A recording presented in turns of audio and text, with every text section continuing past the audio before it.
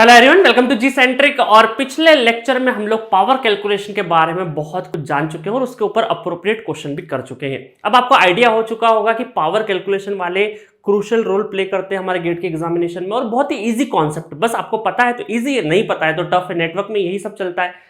अब इस लेक्चर में हम लोग बात करेंगे एनर्जी प्रॉब्लम्स पे। तो पावर और एनर्जी को अगर मैं कंपेयर करूं तो सबसे ज्यादा 80% टाइम जो क्वेश्चन आते हैं पावर कैलकुलेशन से आते हैं, बट 20% टाइम ऐसे भी क्वेश्चन आए हैं जहां पर आपको एनर्जी प्रॉब्लम्स पूछी जाती है। अब बहुत सारे स्टूडेंट को देखिए 2-3 मिसकंसेप्शन होते हैं, हो सकता है आप में से नहीं हो मिसकंसेप्शन। देखिए क्या होता है। अगर मैं बोलता हूं एनर्जी प्रॉब्लम, तो एनर्जी का नाम सुनते ही आपके पास 3 फंडामेंटल एलिमेंट है, रेजिस्टेंस, कैपेसिटेंस और इंडक्टर। तो आपको पता है कि सर आपने बताया था इंडक्टर, ठीक है, और एक कैपेसिटर बताया था, कैपेसिटर बताया था, इंडक्टर और कैपेसिटर। इनके ऊपर आपने बताया था कि स्टडी स्टेट पे, याद रखना वर्ड को, स्टडी स्टेट पे, स्टडी स्टेट का मतलब क्या है? स्टडी स्टेट का मतलब है कि जो टाइम है वो क्या हो जाए आपका, इनफाइनाइट हो जाए। स्टडी स्टेट में बहुत लंबा टाइम, बहुत लंबे टाइम के बाद, है ना, स्टडी स्टेट। और हम ये बोल सकते हैं स्टडी स्टेट और डीसी अगर इस पे अप्लाई कर दे, हम लोग डीसी अप्लाई कर दे, डीसी अप्लाई कर दे। डीसी अप्लाई करने का देखिए, स्टडी स्टेट का मतलब तो समझ में आया आपको कि बहुत ही लंबा टाइम, और डीसी अप्लाई होने का मतलब है कि आपका जो करंट अगर इसके अंदर है वो कांस्टेंट बना रहे, टाइम के साथ इंडिपेंडेंट रहे। टी इक्वल, ये टाइम एक्सिस और ये करंट एक्सिस। तो डीसी नेचर का अगर करंट अप्लाई हो जाए तो हम ये बोलेंगे कि जो इंडक्टर है वो क्या हो जाएगा, शॉर्ट सर्किट हो जाएगा। कहां पर? स्टडी स्टेट पे, है ना। तो ये स्टेटमेंट ऑलरेडी मैं लिखा चुका हूं। तो यहां पर हम लोग क्या बोलेंगे, इसमें स्टडी स्टेट पे क्या हो जाएगा, ये शॉर्ट सर्किट हो जाएगा। शॉर्ट सर्किट होने का मतलब क्या है? इसका मतलब ये नहीं कि इंडक्टर जल गया, इसका मतलब है कि इसने अपनी कैपेसिटी के हिसाब से, जितना इसका कैपेसिटी था उसके हिसाब से इसने पूरी आप एनर्जी स्टोर कर लिए। अब इसमें इसका जो सिग्निफिकेंस, इसका जो रोल है, इसका कोई भी सिग्निफिकेंस नहीं बचा यहां पे। इस वजह से इसने क्या किया, थोड़ी देर के लिए ये मान सकते हैं कि यहां पर से जितना जो करंट आई आ रहा था उसको अपोज करना बंद कर दिया और उसने बोला कि मेरे ऊपर से निकल जाओ। इसने चेंज इन करंट को अपोज करना बंद कर दिया। अब आप बोलेंगे सर चेंज इन करंट तो शुरू से ही नहीं हो रहा था। बिल्कुल नहीं हो रहा था। तो जस्ट T = 0 सेकेंड से ही क्या हुआ, चेंज तो था ही नहीं, सीधा कांस्टेंट जा रहा था। तो हम ये बोल सकते हैं कि जैसे ही डीसी देंगे तो स्टडी स्टेट पे हम क्या बोल सकते हैं, इंडक्टर आपका शॉर्ट हो गया। अब आप बोलेंगे सर स्टडी स्टेट मतलब T = इनफाइनाइट पे जाके क्या शॉर्ट सर्किट होगा? नहीं, वो जो steady state T = infinite, infinite नाम की तो चीज होती नहीं है। मतलब ये बोल सकते हैं कि बहुत ही लंबा टाइम। तो इस पोजीशन के लिए बहुत ही लंबा टाइम हो सकता है कि 2 सेकेंड भी इसके लिए इनफाइनाइट के बराबर है, क्योंकि अचानक से क्या हुआ, जैसे आपने स्विच क्लोज करेंगे, अभी जब ट्रांजिएंट में भी बहुत अच्छे से मैं बताऊंगा आपको कि T = 0 से ये क्या है, कांस्टेंट बना हुआ, कांस्टेंट बना हुआ है। तो इसका इनफाइनाइट हो सकता है 2 सेकेंड 3 सेकेंड पे ही हम ये बोल सकते हैं कि इसका लंबा ड्यूरेशन हो चुका है। तो वहीं पर आपका शॉर्ट सर्किट हो गया है। तो अभी इन सिंपल, बहुत ज्यादा आपके दिमाग को कॉम्प्लेक्स मत करिए, क्योंकि बहुत सारी चीजें इसमें ट्रांजिएंट की भी है।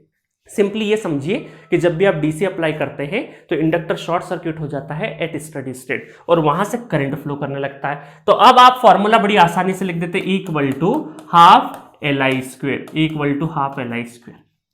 ठीक है, ½ Li²। और ये जो करंट है आपका, देखिए करंट क्या होता था, करंट मान लीजिए 6 एम्पेयर का करंट है, तो ये कांस्टेंट करंट है। ये करंट क्या है आपका, कांस्टेंट, टाइम के साथ वेरी नहीं हो रहा है। तो इस वजह से एनर्जी भी क्या है आपका, स्टडी स्टेट पे ½ Li²।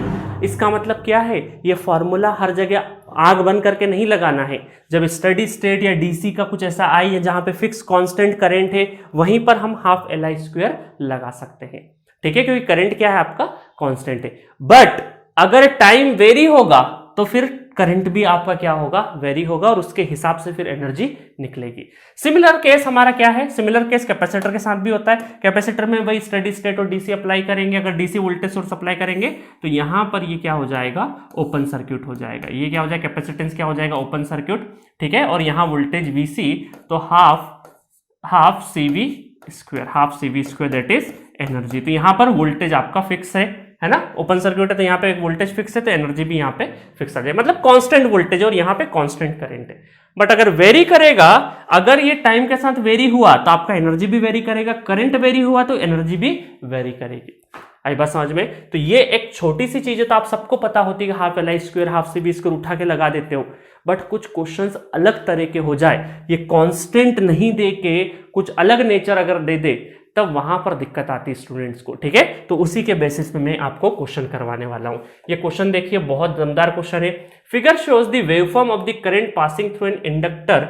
देखिए इंडक्टर से करंट पास कर रहा है, अब देखिए अलग है ना, कांस्टेंट 2 सेकंड से 4 सेकंड के बीच में तो कांस्टेंट है, बट 0 से लगा के 2 सेकंड में क्या है, चेंज हो रहा है। हर एक टाइम पर क्या हो रहा है, आपका करंट चेंज हो रहा है। तो अब मुंह उठा के हम directly half L I square वगैरह नहीं कर सकते है ना। चलिए अब क्या बोला है, passing through an inductor of resistance 1 ohm and inductance 2 Henry. अब देखिए लैंग्वेज आप ध्यान से देखिए, तो ये क्या बोल रहे हैं, current passing through an inductor, inductor से करंट पास कर रहा है और उस इंडक्टर का रेजिस्टेंस क्या है 1 ओम और इंडक्टेंस 2 हेनरी। इसका मतलब ये क्या है, आइडियल इंडक्टर नहीं है, ये प्रैक्टिकल इंडक्टर है। और प्रैक्टिकल इंडक्टर का मतलब है, ये देखिए प्रैक्टिकल इंडक्टर का मतलब है ये पूरा का पूरा प्रैक्टिकल। याद है ना, आइडियल प्रैक्टिकल के सिंबल बताए थे, इसमें एक स्मॉल अमाउंट ऑफ रेजिस्टेंस है और एक इंडक्टेंस है, ये आपका प्रैक्टिकल इंडक्टर होता है। तो ये पूरे को इंडक्टर बोलेंगे हम लोग, इस पूरे को क्या बोलेंगे, एक इंडक्टर। ये पूरा एक इंडक्टर है जिसमें ये प्रैक्टिकल इंडक्टर का सिंबल है, याद होगा मैंने प्रीवियस लेक्चर्स में बताया। तो इंडक्टेंस के साथ में उसमें स्मॉल क्वांटिटी का रेजिस्टेंस भी है, ठीक है। और कौन कौन से है स्मॉल क्वांटिटी का रेजिस्टेंस, अगर देखें तो ये आपका 1 ओम है और ये कितना है आपका 2 हेनरी, ये है आपका 2 हेनरी, ठीक है। यहां तक समझ में आया आपको। यहां पूछा आपसे the energy absorb by the inductor in the first 4 second is, first 0 से लगा के फर्स्ट 4 सेकंड का मतलब क्या है, 0 से लगा के 4 सेकंड के बीच में आपको एनर्जी एब्जॉर्ब्ड पूछा है, ठीक है।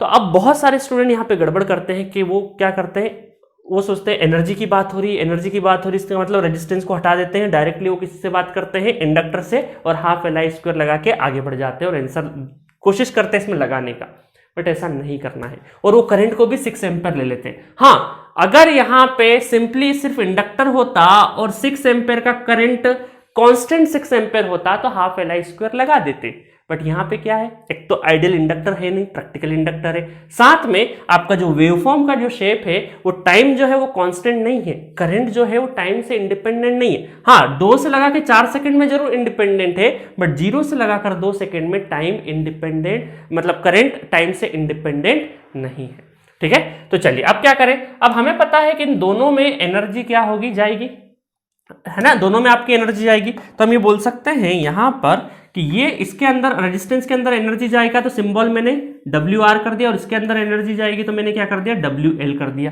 तो इसका मतलब है कि टोटल एनर्जी एब्जॉर्प्शन अगर लिखूं मैं टोटल, तो ये क्या होगा, total WR plus total L, मतलब टोटल इक्वल टू क्या हो जाएगा, रेजिस्टेंस के अंदर जाने वाला एनर्जी और इंडक्टर के अंदर जाने वाला एनर्जी, ठीक है। और अलग अलग दोनों के एनर्जी, रेजिस्टेंस में एनर्जी का फॉर्मूला और इंडक्टर में एनर्जी का फॉर्मूला आपको पता ही है, क्योंकि मैं बेसिक्स में सब कुछ पढ़ा चुका हूं, ठीक है। चलिए अब हम लोग क्या करते हैं, इस क्वेश्चन को सॉल्व करते हैं।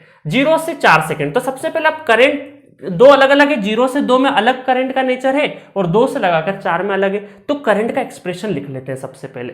तो करंट का एक्सप्रेशन में लिखूं अगर कि आई ऑफ टी, ठीक है, करंट, तो क्या आ जाएगा। अब 0 से 2 सेकंड में इस लाइन का इक्वेशन लिखना है। अब बहुत सारे स्टूडेंट इस लाइन का इक्वेशन नहीं लिख पाते हैं। जब भी लाइन ओरिजिन से पास होती है तो हम क्या लिखते हैं, y is equal to M x, intercept नहीं आता है, y is equal to M x plus c लिखते हैं ना लाइन का इक्वेशन स्ट्रेट लाइन का, बट इंटरसेप्ट नहीं है क्योंकि ओरिजिन से पास हो रहा है।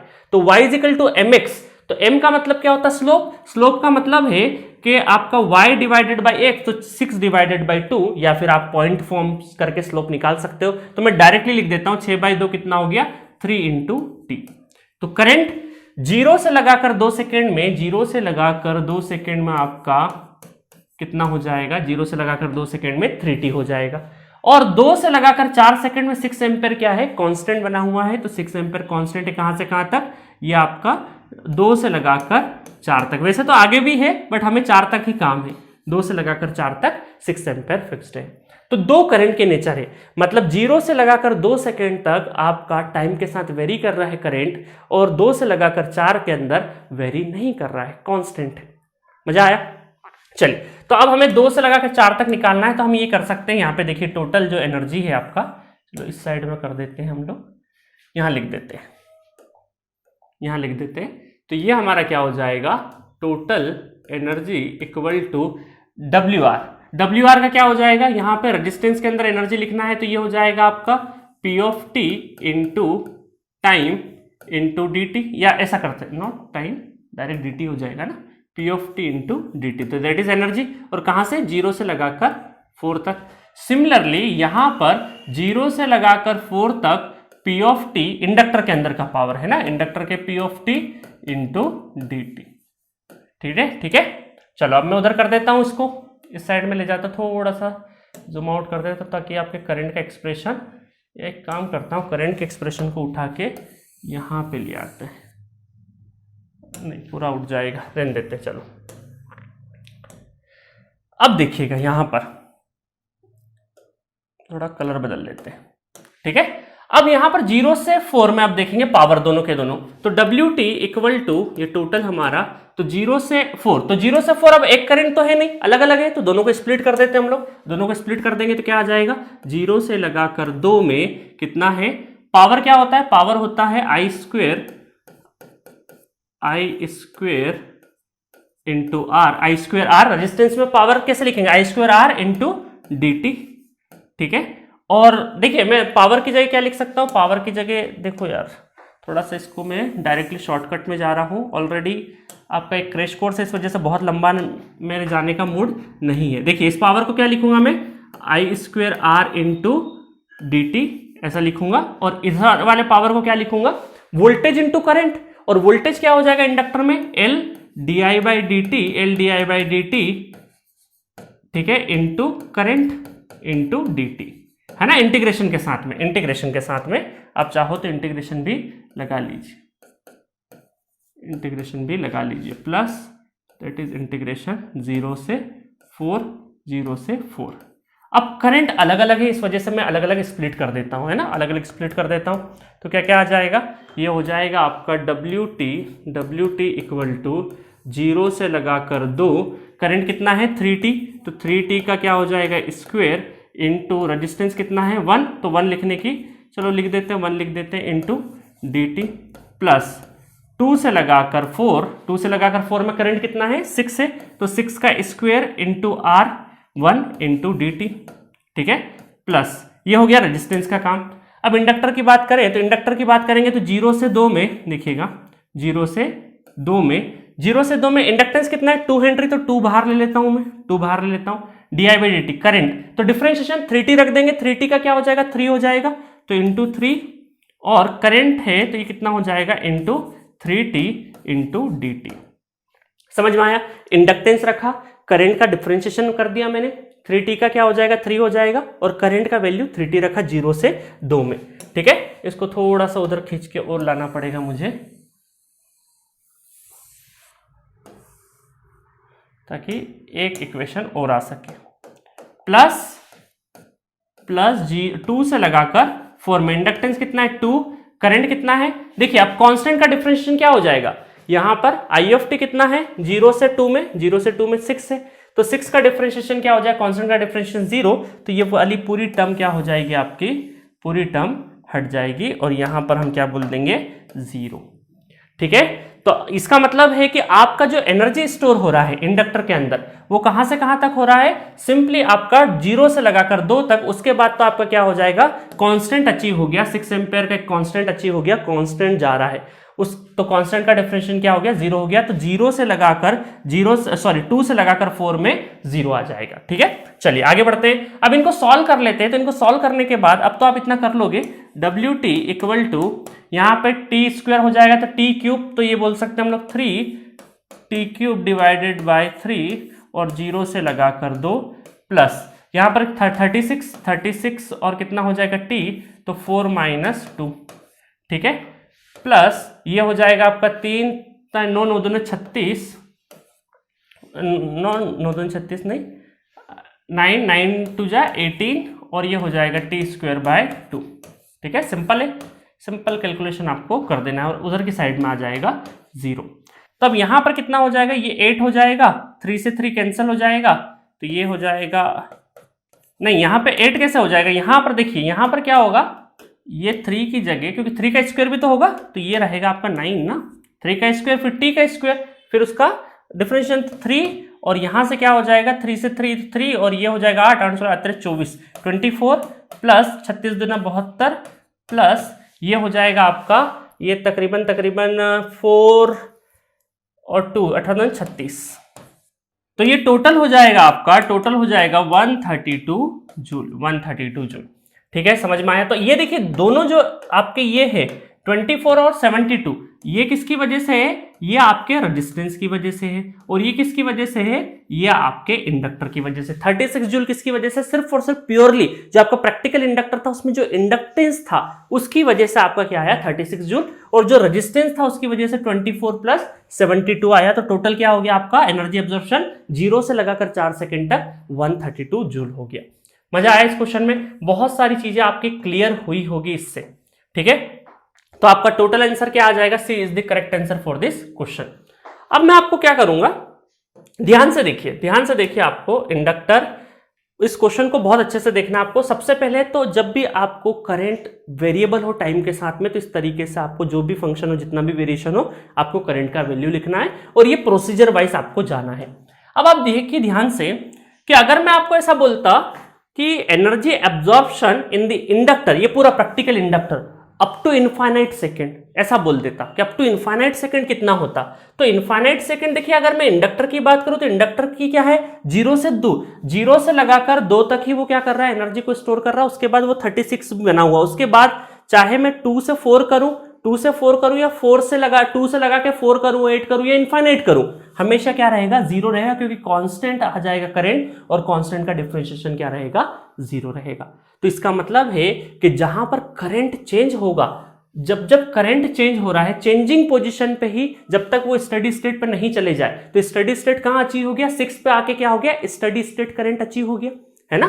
देखिए 6 एम्पेयर क्या है इंडक्टर के लिए, इस इंडक्टर के लिए जो 6 एम्पेयर है ये स्टडी स्टेट अचीव हो चुका है ना। इसके बाद वेरी हो रहा है क्या? नहीं वेरी हो रहा, 6 पे आके रुक गया। तो इसका मतलब है कि सिर्फ इस इंडक्टर के अंदर एनर्जी लिखना हो तो हाफ एल आई स्क्वायर कर सकते हैं कि नहीं। देखिए मैं अगर इसको मैं सिंपली फॉर्म में करूं, हाफ एल कितना है 2, आई स्क्वायर कितना 36 स्क्वायर, 2 से 2 गया तो कितना आ गया 36 जूल आ गया। देखिए ये इक्वेशन भी हमें क्या कर रहा है, वही आंसर लाके दे रहा है इंडक्टर के अंदर 36 जूल। समझ में आया? तो इसका मतलब क्या था कि देखिए जो पिछली बार मैंने आपको बताया कि इनफाइनाइट का मतलब क्या है, इनफाइनाइट का मतलब है कि वो स्टडी स्टेट अचीव हो जाए। तो यहां पर हम बोल सकते हैं 2 सेकंड पे ही क्या हो गया उसका स्टडी स्टेट अचीव हो चुका है, वो 6 एम्पेयर पे क्या हो गया है स्टिक हो चुका है। आई बात समझ में? ठीक है, उसके बाद आपका हमेशा क्या रहेगा एनर्जी 36 ही रहेगा, चाहे वो इनफाइनाइट तक हो इंडक्टर के अंदर। बट ये रेजिस्टेंस के अंदर अगर मैं रेजिस्टेंस को प्लस करके प्रैक्टिकल इंडक्टर की बात करूं, मतलब यहां पर नॉर्मल इंडक्टर का मतलब क्या है प्रैक्टिकल इंडक्टर ही है, इन्होंने ये माना है। ठीक है, तो अगर मैं उसकी एनर्जी की इनफाइनाइट तक बात करूं तो देखिए रेजिस्टेंस क्या है, रेजिस्टेंस 0 से 4, तो 0 से लगाकर इनफाइनाइट होता तो इनफाइनाइट टाइम तक क्या होता वो स्टोर करते जाता। आई बात समझ में? तो हम ये बोल सकते हैं कि अगर यहां पर आपसे इनफाइनाइट टाइम का पूछा जाता, सेम पूरा प्रैक्टिकल इंडक्टर और इनफाइनाइट टाइम का पूछा जाता, तो आपकी एनर्जी क्या होती इनफाइनाइट होती। क्यों? क्योंकि जो रेजिस्टेंस है वो इनफाइनाइट टाइम तक एनर्जी को कर सकता है, एनर्जी लिख सकते हैं। उस रेजिस्टेंस का जो एनर्जी है वो इनफाइनाइट टाइम तक लिख सकते हैं। बस इंडक्टेंस में जहां तक वेरिएशन है करंट का वहीं तक ही हम लोग लिख सकते हैं, जहां तक स्टडी स्टेट अचीव हो जाए वहां तक ही एनर्जी लिखते हैं। अच्छा, आपसे कोई पूछते कि बताइए इनफाइनाइट तक ये पर्टिकुलर सिर्फ ये अकेला इंडक्टेंस जो है, अकेला इंडक्टेंस है वो इनफाइनाइट तक कितनी एनर्जी स्टोर करेगा, तो आप बोलेंगे सिर्फ 36 ही रह जाएगी। इनफाइनाइट तक हमेशा क्या रहेगी 36 ही रहेगी। क्यों? क्योंकि 0 से 2 सेकेंड में ही क्या है चेंज इन करंट और स्टडी स्टेट अचीव हो गया 2 सेकेंड पे। उसके बाद आप इनफाइनाइट लिखे, टू इनफाइनाइट लिखे, कुछ भी लिखे, हमेशा एनर्जी स्टोर जो इंडक्टर के अंदर है वो 36 ही रहेगा। आई बात समझे? सिर्फ ये इंडक्टेंस, प्रैक्टिकल इंडक्टर की बात नहीं कर रहा हूं, इस पर्टिकुलर इंडक्टेंस की बात कर रहा हूं मैं। तो इस पर्टिकुलर में बोल सकता हूं, पहला क्वेश्चन तो अपना क्लियर हो गया कि पूरे इंडक्टर में जो कि प्रैक्टिकल इंडक्टर है उसमें आपका 4 सेकेंड तक कितना एनर्जी स्टोर हो रहा है, एनर्जी एब्जॉर्ब हो रहा है 132 जूल, है ना। एब्जॉर्ब, क्योंकि रेजिस्टेंस की वजह से स्टोर नहीं बोलते, एब्जॉर्ब बोलते हैं 132। अगर कोई आपसे पूछे कि इस पर्टिकुलर इंडक्टेंस में कितना एनर्जी स्टोर हो रहा है अप टू 4 सेकेंड, तो आप क्या बोलेंगे 36 जूल। हो गए 2 क्वेश्चन। अच्छा, अब अगर कोई बोलता है कि बताइए अप टू इनफाइनाइट, है ना, 4 सेकंड के दोनों खत्म हो गए, पूरे इंडक्टर के भी हो गए और पर्टिकुलर आपके रजिस्टर। अच्छा, कोई पूछता है पर्टिकुलर सिर्फ रेजिस्टेंस के अंदर कितना एनर्जी है, तो 24 प्लस 72 कर देते हैं हम लोग, 24 प्लस 72 कर देते 4 सेकंड तक। 4 सेकंड का क्लियर हो गया आपको, टोटल का भी क्लियर हो गया 132। और रेजिस्टेंस का पूछते तो कितना हो जाता प्लस, और सिर्फ इंडक्टेंस का पूछते तो कितना हो जाता 36। अब इनफाइनाइट की तरफ चलते। अगर आपसे बोलते कि इनफाइनाइट तक ये पूरा का पूरा इंडक्टर कितना करता, तो आपको पता है ये इंडक्टेंस तो अपना लिमिटेशन है इसका, बट ये रेजिस्टेंस का कोई लिमिटेशन नहीं, तो इस रेजिस्टेंस की वजह से ओवरऑल क्या हो जाता, इनफाइनाइट हो जाता। तो हम क्या बोलते, ओवरऑल इनफाइनाइट जूल। बट अगर आपसे पूछा जाता कि सिंपली आपका जो अंदर का इंडक्टेंस है वो इनफाइनाइट तक कितना है, तो आप बोलते इनफाइनाइट तक तो जाता ही नहीं है, वो डायरेक्ट 0 से 2 तक जहां तक करंट वेरी है वहीं तक ही रहेगा, 36 ही रहता, चाहे इनफाइनाइट का पूछ ले, सिर्फ इस पर्टिकुलर इंडक्टेंस में, है ना। तो ये मैंने 2-3 क्वेश्चन आपके लिए लिखे हैं यहाँ पे। अगर मैं बोलता कि energy stored in the inductor up to 4 second, तो आपका आंसर क्या होता, अप टू 4 सेकंड तक, तो अप टू 4 सेकंड तक 36 जूल रहता, है ना। इसका आंसर क्या होता, 36 जूल 4 सेकंड तक। नेक्स्ट है आपका एनर्जी। अब देखिए यहाँ पर क्या स्टोर, सिर्फ इंडक्टर की बात हो रही है, सिर्फ इंडक्टेंस की बात हो रही है यहाँ, सॉरी इंडक्टर की जगह इंडक्टेंस कर लेना, उस पर्टिकुलर इंडक्टेंस की बात हो रही है ना। तो स्टोर फॉर्म लिखते, क्या लिखते हैं, स्टोर लिखते हैं। अब देखो यहाँ पे क्या लिखा, energy absorbed in inductor up to infinite second, up to inductor, तो ये किसकी बात हो रही है, ये हमारी, है ना। यहाँ पे इंडक्टेंस कर लेना, इंडक्टेंस, नहीं तो कंफ्यूज हो जाओगे इंडक्टर और इंडक्टेंस। वैसे क्या है, मैंने जब ये थ्योरी क्वेश्चन जो मेरा नॉर्मल नेटवर्क थ्योरी के लेक्चर से, वहां पे भी ये क्वेश्चन करवाया, वहां पे मैंने प्रैक्टिकल इंडक्टर लिख दिया। तो नॉर्मल इंडक्टर का मतलब समझ गए, प्रैक्टिकल का मतलब रेजिस्टेंस इन्वॉल्व है, ऐसा कर लिया। बट यहाँ पे क्वेश्चन में आपको जो क्वेश्चन के गिवन था उसमें कहीं भी आपको सिंपल इंडक्टर से ही सिंबलाइज किया।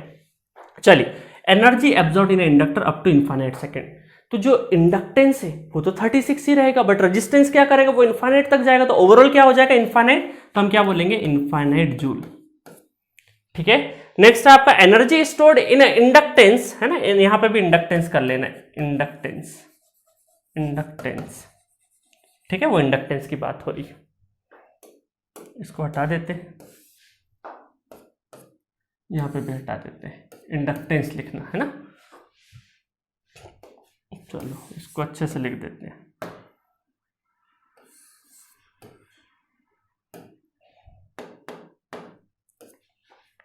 Energy stored in inductance up to infinite second, तो सिर्फ इंडक्टेंस की बात हो रही है इस पूरे इंडक्टर में, ये पूरे इंडक्टर में सिर्फ ये इंडक्टेंस की बात हो रही है, तो हम ये बोलेंगे कि यहां पर सिर्फ 36 जूल ही रहेगा, सिर्फ 36 जूल रहेगा, क्योंकि हमारे 2 सेकंड पे ही क्या हो चुका है, स्टेडी स्टेट अचीव हो चुका है। 6 एम्पीयर एक कांस्टेंट करंट बना हुआ, उसके बाद आप 4 का पूछे, इनफाइनाइट का पूछे, 8 का पूछे, सब पे क्या रहेगा, 36 ही रहेगा।